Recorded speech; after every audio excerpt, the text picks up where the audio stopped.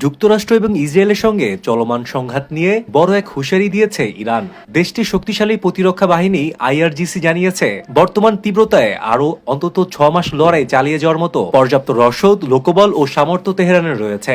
আইআরজিসির মুখপাত্র brigadier general Ali Mohammad নাইনি দাবি করেন, দীর্ঘস্থায়ী যুদ্ধের জন্য তারা পুরোপুরি প্রস্তুত। গত এক সপ্তাহে মধ্যপ্রাচ্যের রণক্ষেত্রে পাল্টে গেছে সব সমীকরণ। জেনারেল নাইনি জানান, গত মাত্র 7 দিনে মধ্যপ্রাচ্যে অবস্থিত অন্তত 200টি মার্কিন ও ইসরায়েলি সামরিক স্থাপনা, ড্রোন ও হামলা চালিয়েছে ইরানের নিয়মিত ও বিশেষ বাহিনী। মূলত গত ফেব্রুয়ারিতে ওয়াশিংটনের সাথে পরমাণু সংলাপ কোনো সমঝোতা ছাড়াই শেষ হয় এই সংঘাতের সূত্রপাত। যুক্তরাষ্ট্রের অপারেশন এপিক ফিউরি এবং ইসরায়েলের অপারেশন রোয়ানিং লায়ন এর জবাবে তেহরান এখন আক্রমণাত্মক অবস্থানে। দুই পক্ষের এই অনড় অবস্থান এবং ইরানের দীর্ঘ লড়াই প্রস্তুতি মধ্যপ্রাচ্যকে এক ভয়াবহ যুদ্ধের দ্বারপ্রান্তে ঠেলে দিয়েছে। ওয়াশিংটন ও তেহরানের মধ্যকার এই শক্তিশালী লড়াই এখন গোটা বিশ্বের নিরাপত্তার জন্য বড় হুমকি হয়ে দাঁড়িয়েছে।